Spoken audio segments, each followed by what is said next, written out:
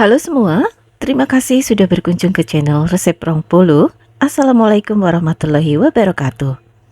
Masalah atau kendala yang sering muncul saat membuat kue semprit adalah adonan yang melebar saat dipanggang. Hari ini saya bikin kue semprit tanpa menggunakan telur dan hasilnya adonannya sama sekali tidak melebar saat dipanggang, teksturnya renyah, pokoknya hasilnya enak dan cantik banget. Jangan berlama-lama, mari kita mulai. Di resep ini saya pakai 100 gram margarin Royal Palmia, kemudian saya pakai 50 gram campuran margarin dan butter dari Anchor. Masukkan kedua bahan ini ke dalam wadah yang bersih dan kering. Saya pakai campuran margarin Royal Palmia dan Anchor karena menurut saya kedua campuran bahan ini sangat pas komposisinya. Kemudian masukkan 45 gram gula halus sambil diayak supaya nggak bergerindil dan bisa tersaring semuanya. Di resep kali ini saya bikin dalam porsi yang sedikit, jadi semua bahan akan diaduk pakai whisker aja tanpa menggunakan mixer. Aduk ketiga bahan ini sampai teksturnya menjadi lembut, tapi dijaga jangan sampai margarinnya jadi berminyak atau mengembang. Buat teman-teman yang baru bergabung, jangan lupa tekan tombol subscribe-nya ya, supaya nggak ketinggalan video terbaru dari saya yang diupload setiap minggunya. Setelah ketiga bahan ini tercampur rata, selanjutnya saya masukkan 40 gram maizena. Saya masukkan juga setengah saset susu bubuk Denkau atau setara dengan 13 gram. Lalu saya tambahkan vanili bubuk dari Larom, ini variannya vanila susu. Saya pakai 1/4 sendok teh aja. Ayak semuanya. Kemudian saya masukkan 150 gram tepung protein rendah. Saya pakai Ninja. Ayak dulu sebagian lagi disisihkan dulu. Aduk menggunakan spatula sampai tercampur rata. Buat teman-teman yang sudah subscribe, saya ucapkan terima kasih dan saya juga doakan semoga semuanya dalam keadaan sehat dengan rezeki yang berlimpah. Amin ya robbal alamin. Nah, kalau sudah tercampur rata seperti ini, selanjutnya kita masukkan sisa tepung. Kemudian aduk lagi sampai tercampur rata dan gak ada tepung yang terlihat.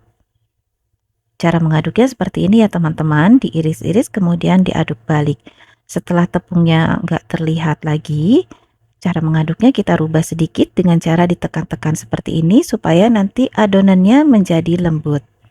Kalau semua bahan sudah tercampur rata, maka adonannya akan menjadi kalis dan nggak lengket lagi di spatulanya. Bisa dilihat ya teman-teman. Oke, ini adonannya sudah tercampur rata dan kalis. Konsistensi adonannya seperti ini, kalau ditekan sangat lembut dan gak lengket lagi di tangan. Adonan ini sudah siap untuk dibentuk. Selanjutnya saya juga udah siapkan loyang yang dikasih alas baking paper. Kemudian supaya baking papernya enggak goyang-goyang, bagian bawahnya saya oles pakai margarin.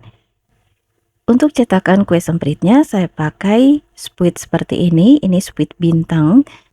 Spuit semprit ini saya beli di pasar tradisional, ada sambungannya dan tidak tertulis kodenya. Jadi saya ini nggak hafal ya teman-teman. Masukkan adonan ke dalam cetakan kue semprit secukupnya aja, seperti ini. Kemudian semprotkan adonannya ke atas loyang. Saya membentuk pola huruf S. Teman-teman boleh membentuk pola apa saja sesuai selera. Meskipun konsistensi adonannya cukup lembut, tapi saran saya sebaiknya dicetak menggunakan cetakan semprit seperti ini. Kalau mau dimasukkan ke dalam piping bag atau plastik segitiga, adonannya agak sulit untuk dicetak. Nah, sekarang saya sudah bentuk kue semprit sebanyak 4 baris. Masih ada sisa dan cukup untuk 1 baris lagi.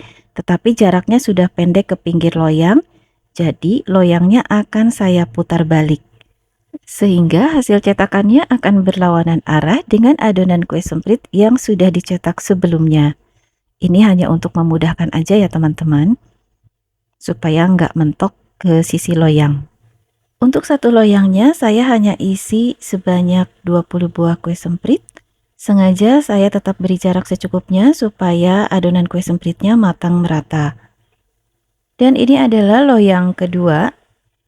Loyang kedua ini baking papernya udah pernah saya pakai sebelumnya. Jadi sebelum membuat video ini saya juga udah bikin kue.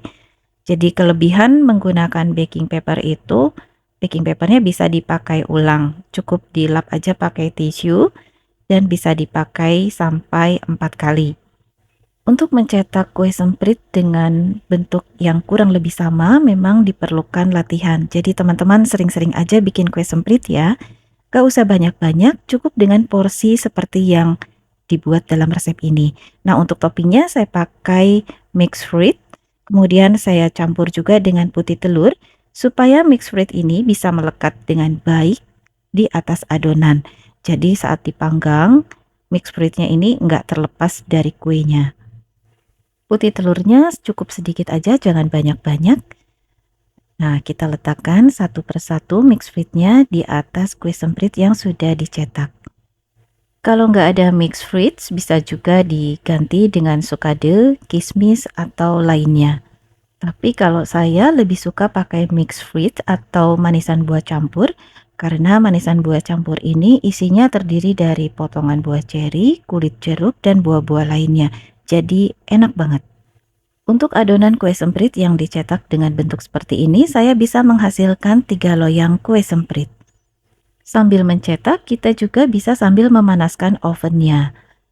Nah, setelah semua selesai dicetak dan dikasih topping manisan buah campur, selanjutnya adonan kue semprit akan dipanggang dengan suhu 125 derajat Celcius selama 20 menit atau bisa disesuaikan dengan oven masing-masing. Saya akan panggang 2 loyang sekaligus. Kalau pakai oven tangkring, gunakan api sedang cenderung kecil. Setelah 8 menit dipanggang, loyang bagian atas akan saya pindahkan ke rak bawah dan loyang yang di rak bawah akan dipindahkan ke bagian atas. Selama memanggang, dipantau terus ya teman-teman, jangan ditinggal-tinggal. Oke, ini dia teman-teman, kue sempritnya sudah matang dan bisa dilihat ya, sama sekali bentuknya enggak melebar. Diamkan beberapa saat di dalam loyang sampai kondisinya hangat. Dan ini loyang yang kedua, dipanggangnya agak sedikit lebih lama dibanding loyang yang pertama. Jadi saat dipanggang itu betul-betul dipantau dan untuk waktunya disesuaikan aja.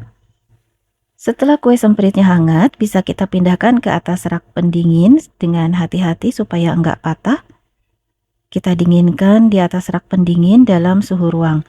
Kalau kita pindahkan dalam kondisi masih panas, tentunya kue semprit ini akan lebih mudah patah karena strukturnya belum kuat. Nah, hasilnya seperti ini ya teman-teman, cantik banget. Bentuknya sama sekali tidak berubah, nggak melebar ke samping. Jadi motif cetakan sempritnya itu masih terlihat sangat jelas. Pokoknya nggak akan nyangka sama sekali kalau kue semprit ini dibikin tanpa telur. Sekarang mari kita lihat dari dekat. Nah, ini kelihatan banget ya teman-teman, motif kue sempritnya sangat jelas. Sama sekali nggak melebar.